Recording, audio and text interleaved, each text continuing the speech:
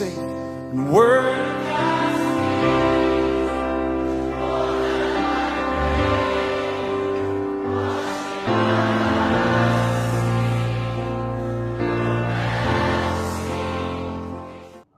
దేవుని ఘనమైన నామానికి స్తోత్రము.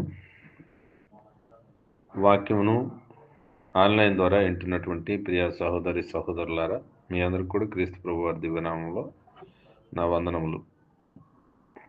ఈరోజు మనము ఒక అంశాన్ని పరిశీలించుదాం. అదేమంటే దేవుని చిత్తము. మనము దేవుని చిత్తాన్ని నెరవేర్చాలి.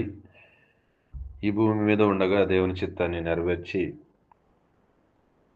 మరి దేవునికి ఇష్టలుగా బ్రతకాలి. మన ఈ 3 లోకాల ప్రయాణంలో మనము దేవుని చిత్తాన్ని నెరవేర్చుటలో ఏమాత్రము అశ్రద్ధ చేసినా మనము నరకపాత్రులమవుతాము. కనుక అసలు దేవుని చిత్తం అంటే ఏమిటి, దాన్ని నెరవేర్చాలంటే ఎలాగా? దేవుని చిత్తము అనేటువంటి మాటను మనం చూసినట్లయితే దెస్సలోనికీయులకు రాసిన పత్రిక చూడండి. దెస్సలోనికీయులకు రాసిన మొదటి పత్రిక 4వ అధ్యాయం 3వ వచనంలో, మీరు పరిశుద్ధులగుటయే అనగా మీరు జారత్వమునకు దూరముగా ఉండుటయే దేవుని చిత్తము అని రాయబడి ఉన్నది. దేవుని చిత్తము ఏమై ఉన్నదంటే మనము పరిశుద్ధులుగా ఉండటమే ఆయన యొక్క చిత్తమై ఉన్నది. ఇంకా దేవుని చిత్తాన్ని మనము దెస్సలోనికీయులకు రాసినటువంటి పత్రికలోనే, మొదటి పత్రికలోనే 5వ అధ్యాయంలో మరియు 14వ వచనంలో మనం చూసినట్లయితే, దెస్సలోనికీయులకు రాసిన మొదటి పత్రిక 5వ అధ్యాయం 14వ వచనంలో ఈ విధంగా రాయబడి ఉంది. సహోదరులారా, మేము మీకు బోధించుచున్నది ఏమనగా, అక్రమంగా నడుచుకుని వారికి బుద్ధి చెప్పుడి, ధైర్యము చెడిన వారిని ధైర్యపరచుడి, బలహీనులకు ఊతమనీయుడి, అందరి ఎడల దీర్ఘశాంతము గలవారై ఉండుడి, ఎవడైనను కీడునకు ప్రతి కీడైనను చేయకుండా చూసుకొనుడి. మీరు ఒకని ఎడల ఒకడు మనుషులందరి ఎడలను ఎల్లప్పుడూ మేలైన దానిని అనుసరించి నడుచుకొనుడి, ఎల్లప్పుడూ సంతోషముగా ఉండుడి, ఎడతెగక ప్రార్థన చేయుడి, ప్రతి విషయమునందును కృతజ్ఞతాస్తుతులు చెల్లించుడి. ఈలాగు చేయుట యేసుక్రీస్తునందు మీ విషయంలో దేవుని చిత్తము.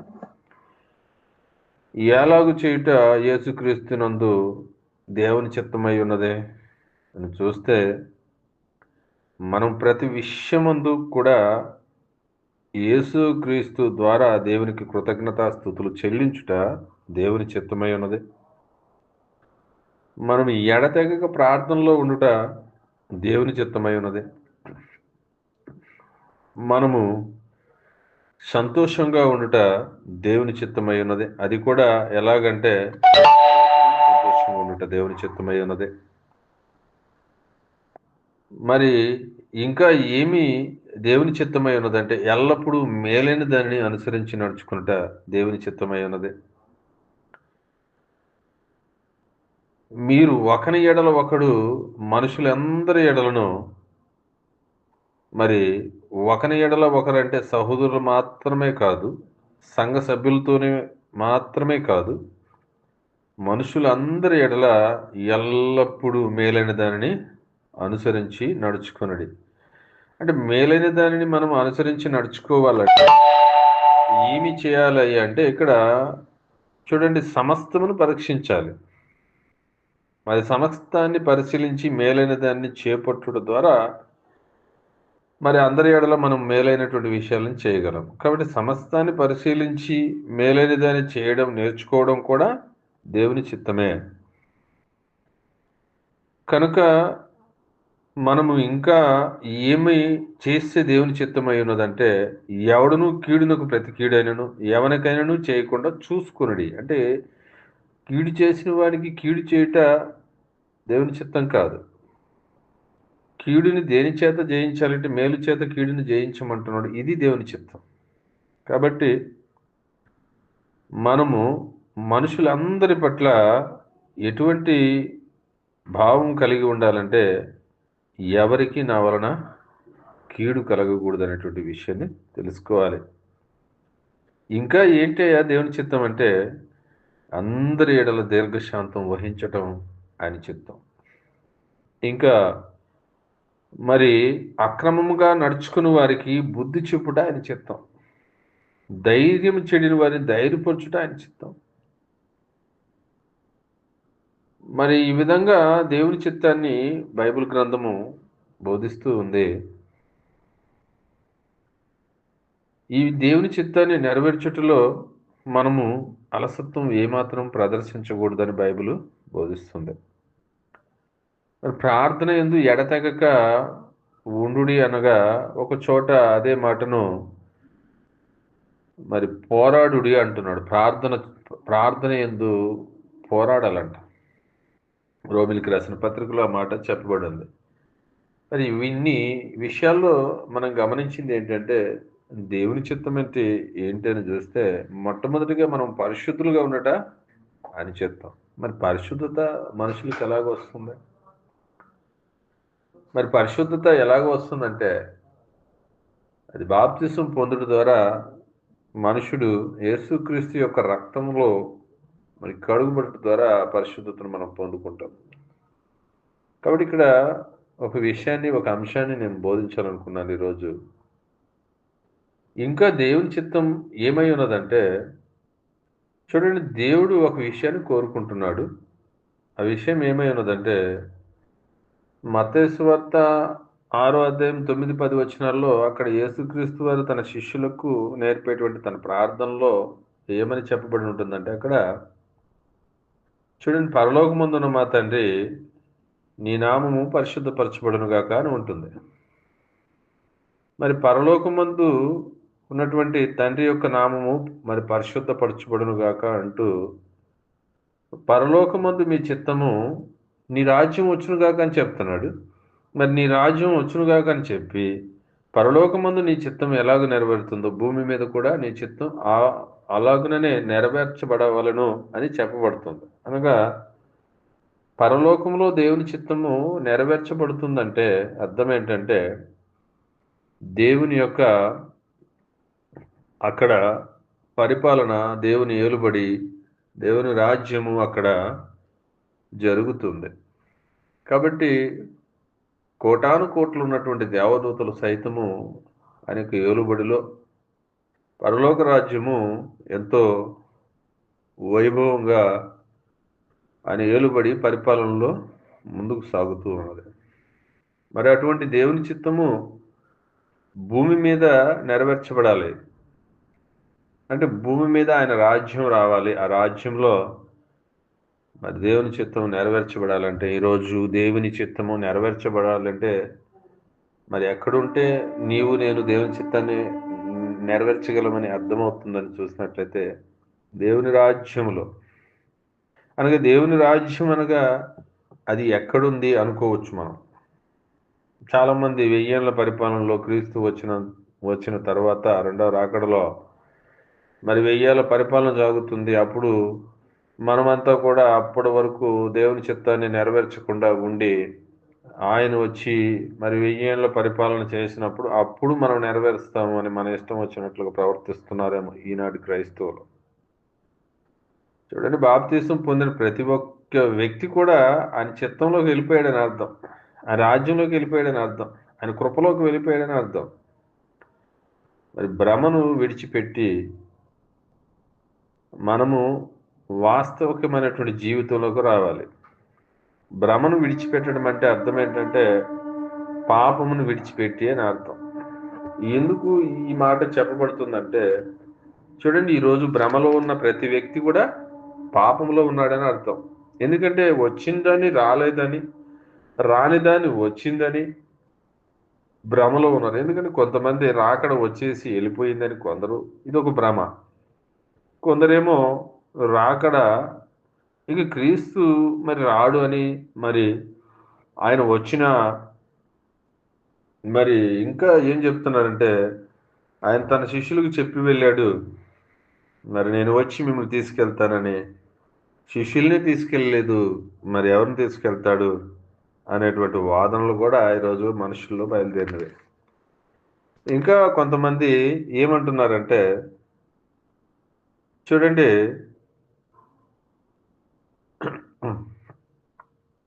పేతురు రాసిన 2వ పత్రిక 3వ అధ్యాయంలో చూడండి, ఇక్కడ ఒక మాట రాయబడి ఉన్నది. 9వ వచనంలో 9వ వచనంలో, కొందరు ఆలస్యమని ఎంచుకున్నట్లు ప్రభు తన వాగ్దానమును గురించి ఆలస్యం చేయవాడు కాడు గాని ఎవడు నశింపవలనని చేయింపక అందరూ మారు మనసు పొందవలని కోరుచు మీ ఎడల దీర్ఘశాంతము గలవాడై ఉన్నాడు. అయితే ప్రభు దినము దొంగ వచ్చినట్లు వచ్చును. ఆ దినము ఆకాశము మహాధ్వనితో గతించిపోవును, పంచభూతములు మిక్కుటమైన వేండ్రముతో లయమైపోవును, భూమి దాని మీద ఉన్న కృత్యములు కాలిపోవును అని చెప్పడం జరుగుతుంది. మరి కొందరు ఏమనుకుంటున్నారంటే ఇది వాస్తవము. 3వ అధ్యాయం 3వ వచనంలో పేతురు రాసిన 2వ పత్రిక 3వ అధ్యాయం 3వ వచనంలో చూస్తే, ఆయన రాకడను గురించిన వాగ్దానం ఏమాయను? పితరులు నిద్రించినది మొదలుకొని సమస్తమును సృష్టి ఆరంభం ఉన్నట్టే నిలిచి ఉన్నవే గాని మరి చెప్పుదురని మొదట మీరు తెలుసుకొనవలెను అని చెప్తున్నారు. కాబట్టి ఇక్కడ అది రెండవ రాకడ గురించి మనకందరికి అవగాహన ఉంది. కానీ కొంతమంది ఈ రాకడను గురించి అపోహల్లో ఉన్నారు. అది రాదనేటువంటి అపోహల్లో ఉన్నారు. అది జరిగిపోయిందనేటువంటి అపోహల్లో ఉన్నారు. కొందరి యొక్క వాదన ఎలా ఉందంటే, ఆయన వస్తాడు, మరి తన రాజ్యాన్ని స్థాపిస్తాడు. రాజ్యాన్ని స్థాపించిన తర్వాత మనమంతా కూడా 1000 ఏండ్ల పరిపాలనలో హాయిగా క్రీస్తు రాజ్యంలో ఈ భూమి మీద ఆయన పరిపాలిస్తాడు అనేటువంటి ఆలోచనే ఉంది. కానీ ఇక్కడ దాన్ని ఏమని చెప్పాలంటే ఇవంతా మనం భ్రమని చెప్పాలి. భ్రమని చెప్పకపోతే వాళ్ళు వాస్తవం అనుకునే వారికి మనం వాక్యం చెప్పలేం కదా.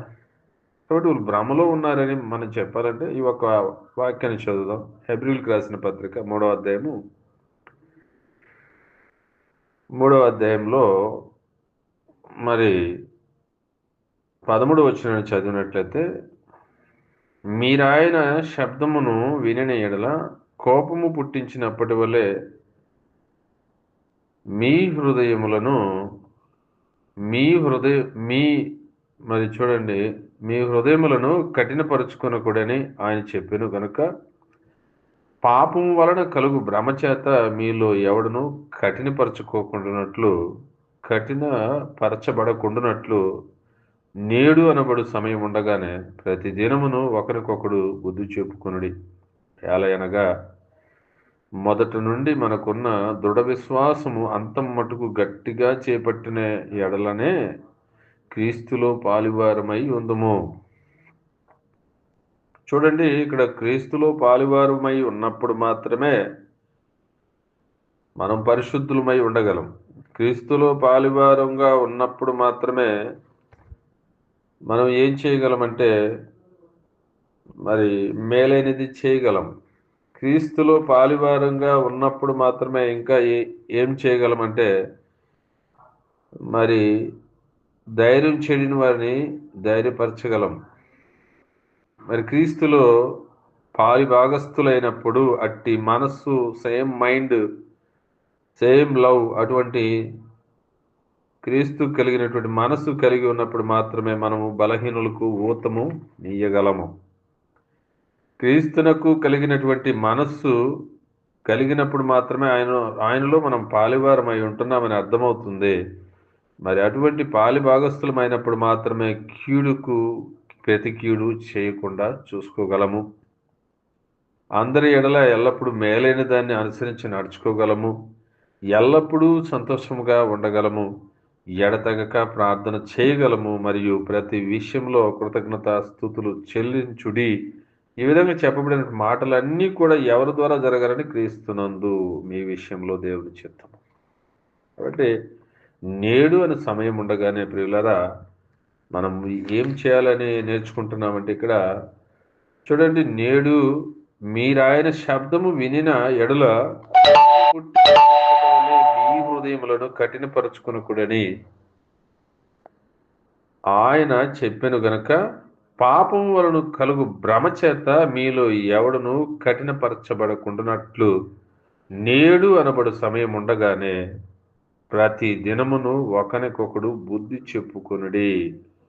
ఏలయనగా మొదట నుండి మనకొకడు మొదట నుండి మనకున్న దృఢ విశ్వాసము అంత మటుకు గట్టిగా చేపట్టిన ఎడలనే క్రీస్తులో పాలువారమై ఉందమని చెప్పడం జరుగుతుంది. కాబట్టి మన యొక్క విశ్వాసము అంతం వరకు కొనసాగినప్పుడే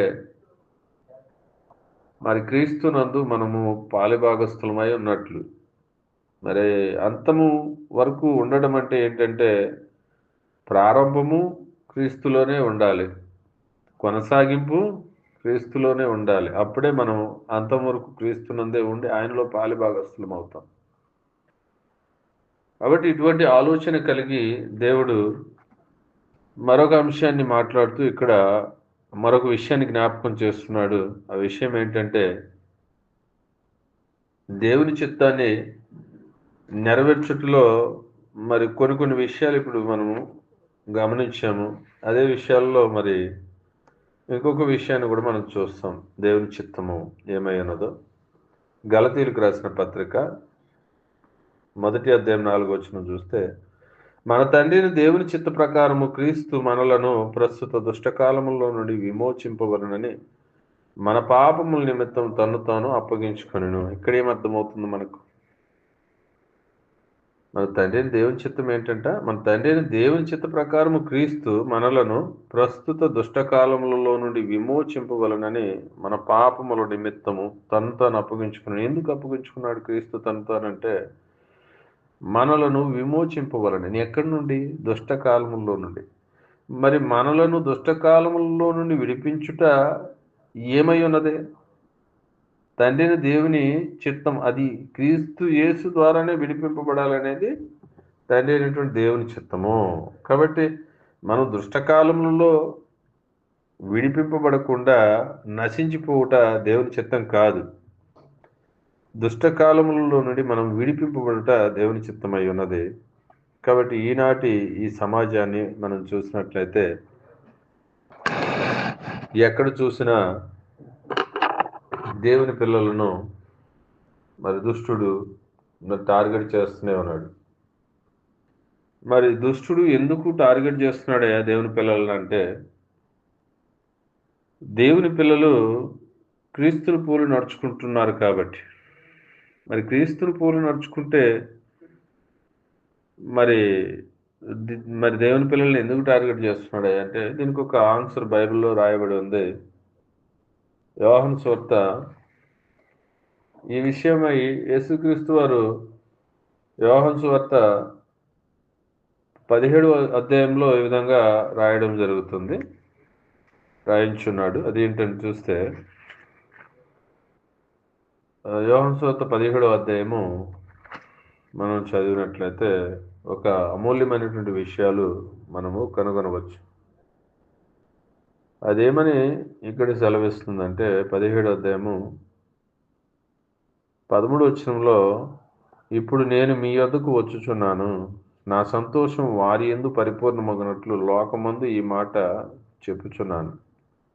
వారికి నీ వాక్యము ఇచ్చి ఉన్నాను. నేను లోక సంబంధిని కానట్టు వారును లోక సంబంధులు కారు గనుక లోకము వారిని ద్వేషించును.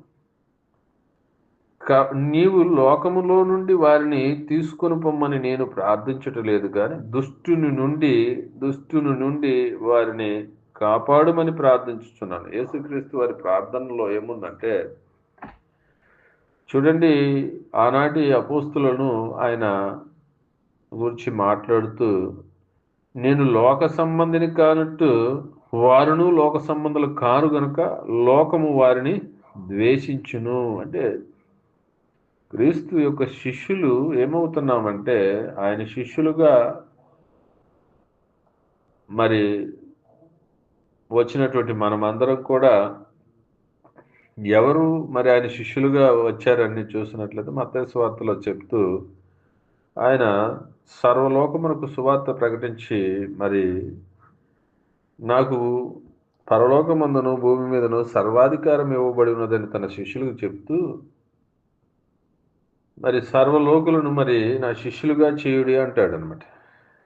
సర్వజనులను, సకల జనులను, భూమి మీద ఉన్నటువంటి వంశములలో ఉన్న ప్రతి ఒక్కరును నా శిష్యులుగా చేయుడి అన్నాడనమాట. అంటే ఆనాటి శిష్యుల గురించి ఇక్కడ ప్రార్థన చేస్తున్న యేసుక్రీస్తు ఈరోజు ఈ మాట మనకు వర్తిస్తుంది. ఎందుకంటే ఏ మాట అని చూసినట్లయితే ఆయన లోక సంబంధి కానప్పుడు మనము కూడా ఈరోజు క్రీస్తును ఫాలో చేస్తున్నటువంటి, అనుసరిస్తున్నటువంటి, ఆయన మాటలను విని మన జీవితాలను మార్చుకున్నటువంటి మనలను సాతానుడు మరి టార్గెట్ చేయకుండా విడిచిపెడతాడంటే విడిచిపెట్టాడు. ఎందుకంటే ఆయనే లోక సంబంధి కానప్పుడు ఆయన అనుసరిస్తున్న మనం కూడా లోక సంబంధమైనటువంటి ఆలోచనలు కానీ, లోక సంబంధమైనటువంటి శరీర సంబంధమైన ఆలోచనలు కానీ మనకు ఉండవు కనుక లోకములో దుష్టుడున్నాడు.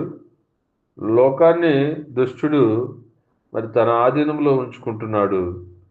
పాపము చేయి వారందరినీ తన ఆధీనంలోకి తీసుకొని మరి తన యొక్క ఆధీనంలో, తన యొక్క పరిపాలనలో ఉంచుకొని ఉన్నటువంటి మనుషులు ఒక్కసారిగా దేవుని యొక్క బిడ్డలుగా మారితే వాడు విడిచిపెట్టడు. ఎందుకంటే నేను లోక సంబంధిని కాదు కాబట్టి వారు లోక సంబంధులు కారు గనక, వారు కూడా లోక సంబంధాలు కనుక మరి కారు గనక లోకము వారిని ద్వేషించును.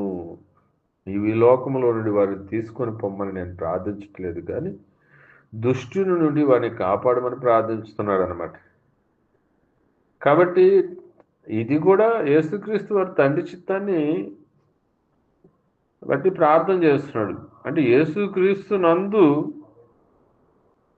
మరి దుష్టకాలం మందు మనము దుష్టుని చేత నాశనము చేయబడటం తండ్రి చిత్తము కాదు కనుక ఆయన ప్రార్థన చేయొచ్చు, వీరిని దుష్టుని నుండి కాపాడమని ప్రార్థన చేస్తున్నాడు. ఎందుకయ్యా మరి లోక సంబంధులతో, మరి లోక సంబంధులను కాక మనల్ని అపవాది టార్గెట్ చేస్తున్నాడయ్యా అంటే దానికి కూడా బైబిల్ ఒక చోట ఆన్సర్ ఇస్తుంది.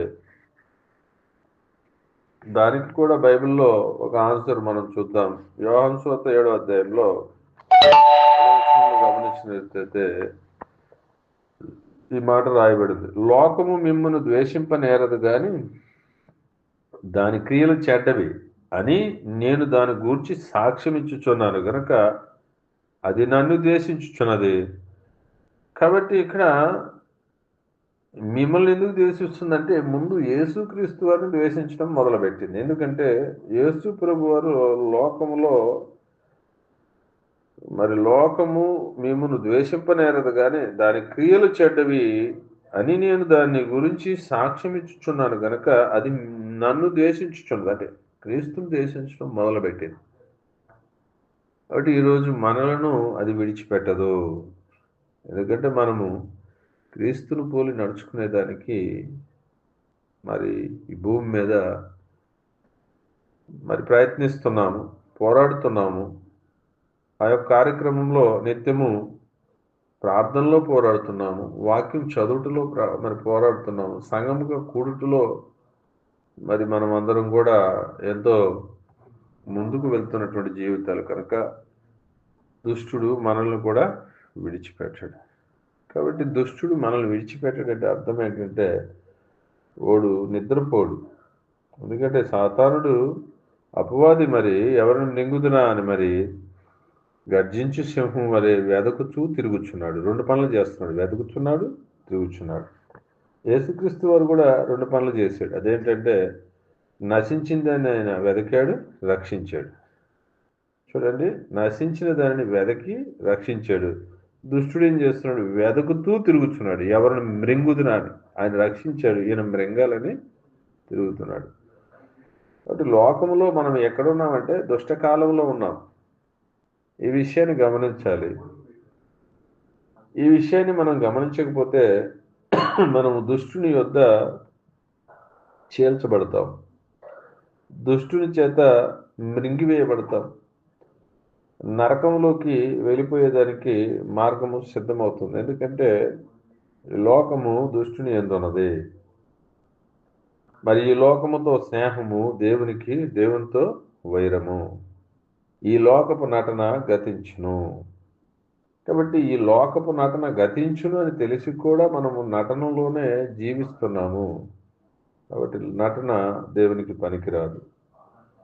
ఆయన చిత్తం ఏంటో మరి ఈరోజే గమనించి ఆయన చిత్తంలో పాల్గొనేదానికి ఇదిగో యేసుక్రీస్తు వారు ఏమి చేశాడంటే మనలను మన తండ్రి అయిన దేవుని చిత్తం ప్రకారము క్రీస్తు మనలను ప్రస్తుతపు దుష్ట కాలములలో నుండి విమోచింపవలనని మన పాపము నిమిత్తం తను అప్పగించుకున్నాడు. దుష్ట కాలములలో నుండి విమోచించాలంటే పాపముల నుండి విమోచించాలి.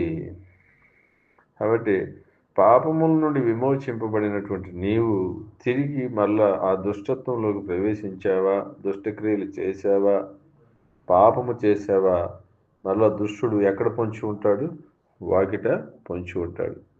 అనగా సత్క్రియ నువ్వు చేయటం ఆలస్యం చేసినా, సత్క్రియ చేయటం మర్చిపోయినా మరి వాకిట పాపము పొంచి ఉండును అని చెప్పబడి ఉంది. మరి కయ్యూని విషయంలో దేవుడు మాట్లాడుతూ నీకు కోపమేలా, నీవు నీ ముఖము చిన్నబుచ్చుకున్నావేమి అని ఆదికాండము 4వ అధ్యాయంలో ఆ మాట చక్కగా రాయించున్నాడు. చూడండి 6వ వచనంలో యెహోవా కయ్యూనుతో నీకు కోపమేలా, ముఖము చిన్నబుచ్చుకుని ఉన్నావేమి, నీవు సత్క్రియ చేసిన ఎడల మరి తలెత్తుకొనవా, సత్క్రియ చేయని ఎడల వాకిట పాపము పొంచియుండును, నీ ఎడల దానికి వాంఛ కలుగును, నీవు దాన్ని ఏలుదువనెను. కాబట్టి చూడండి, దుష్టుడు యేసుక్రీస్తు రక్తములో ఒకసారి కడగబడి నువ్వు పరిశుద్ధపరచబడిన తరువాత ఇక ఆ దేవుని చిత్తంలోకి నీవు మరి కొనసాగుతూ పరిశుద్ధుడుగాను, నీతిమంతుడుగాను, యథార్థవంతుడుగాను నీతి ఫలములు ఫలించేదానికి సిద్ధపడాలి తప్ప మరలా నీవు వెనుకకు తిరిగి చూసావా, మరి కుడి ఎడమలకు చూసావా, ఏమైపోతావంటే సాతానుకు దొరికిపోతావు. క్రైస్తవ జీవితంలో కుడి ఎడమలు లేవు, వెనక లేదు, ఓన్లీ స్ట్రైట్ లైనే మనకు ఉండేది. స్ట్రైట్ రూటే, మన ముందున్న మార్గమే మనకు కనిపించాలి. ఎడమ వైపుకి కుడి వైపుకి తిరిగినట్లయితే మనము మన పరిశుద్ధతను కోల్పోవచ్చు, మన యొక్క నీతిని కోల్పోవచ్చు, దేవుని యందు ఉన్నటువంటి భయభక్తుల్ని విడిచిపెట్టి లోకములో మరి కలిసిపోవచ్చు. కాబట్టి దేవుడు ఏం చెప్తున్నాడంటే ముందుగా జాగ్రత్తలు చెప్తున్నాడు. కుడి ఎడమలు వద్దు, వెను తిరిగి చూడవద్దు. నీ ముందున్నటువంటి శ్వాసను కర్తయు దాన్ని కొనసాగించువాడైనటువంటి యేసుని వెంబడించు. ఆయన చూసి నీ యొక్క పోరాటాన్ని కొనసాగించాలి. మనం ఇంకనూ పాపముతో రక్తము కారునంతగా పోరాడి ఉండలేదేమో, కనుక ఆయన చిత్తం నెరవేర్చుటలో మనము రక్తం చిందించవలసినటువంటి పరిస్థితి ఏర్పడ్డా వెనుతిరిగేటువంటి పరిస్థితి తెచ్చుకోకూడదు. ఎందుకంటే ఈ భూ సంబంధమైనటువంటి జీవితము మనకి ఏమి చేస్తుందయ్యా అంటే, అందుకే అంటున్నాడు యేసుక్రీస్తు ప్రభువారు ఒక మాటను రాయించున్నాడు. యేసుక్రీస్తు ప్రభువారు లూకా సువార్తలో 12వ అధ్యాయంలోకి వెళ్ళి చూసినట్లయితే ఒక మాట ఉంది ఇక్కడ.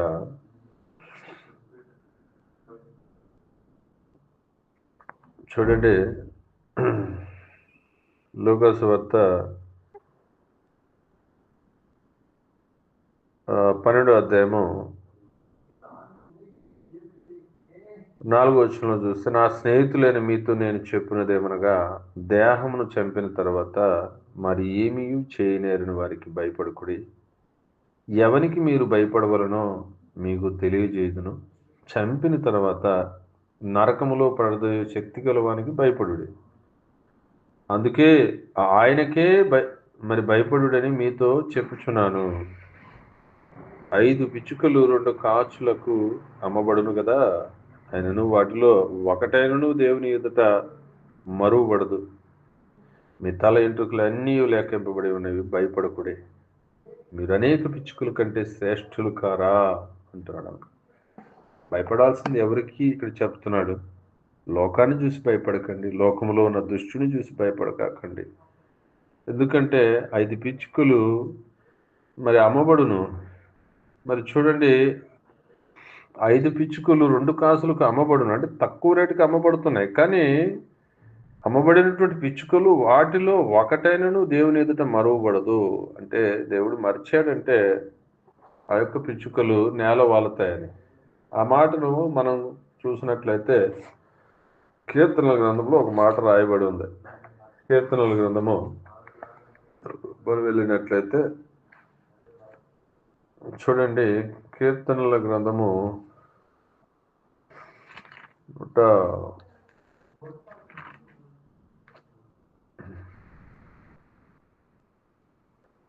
104వ కీర్తనలో చూడండి 29వ వచనంలో, నీవు ముఖమును మరుగు చేసుకొనగా అవి కలతపడును, నీవు వాటి ఊపిరి తీసివేయినప్పుడు అవి ప్రాణములు విడిచి మంటిపాలగును, నీవు నీ ఊపిరి విడవగా అవి సృష్టించబడును, అట్లు నీవు భూతలమును నూతనపరుచుచున్నావు. అది దేవుని యొక్క శ్వాస నిశ్వాసలు.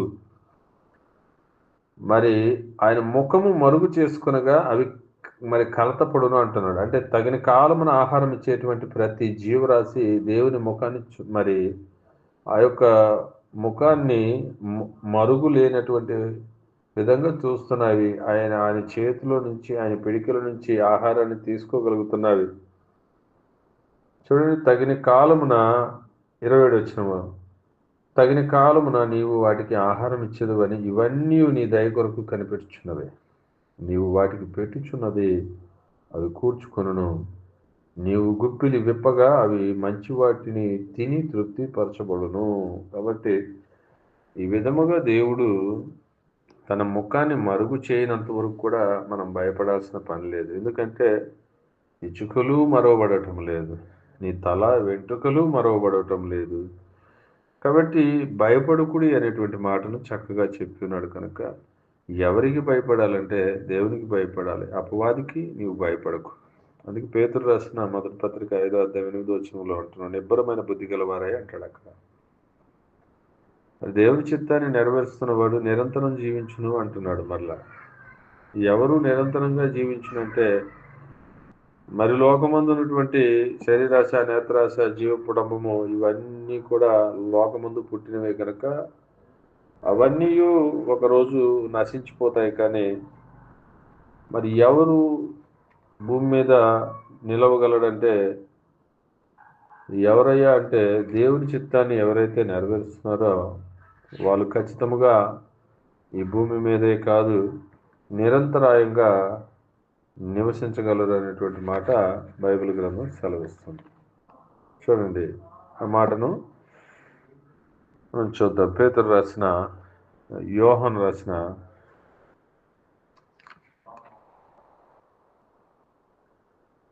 రాసిన